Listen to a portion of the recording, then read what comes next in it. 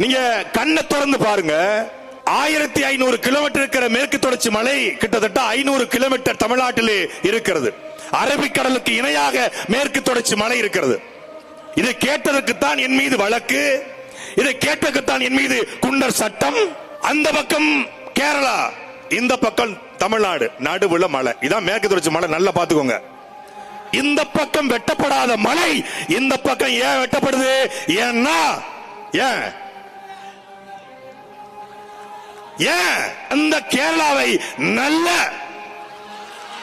மலையாளிக்கும் மலையாள தகப்பனுக்கும் பிறந்த அந்த மண்ணையும் மக்களையும் உயிராக நேசிக்கிற ஒரு மலையாளி ஆண்டு கொண்டிருக்கிறார்.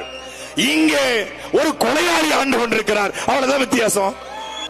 கொஞ்சம் மக்கள் மொழியில பேசுறதுக்கு வழக்கு போட்டாங்க.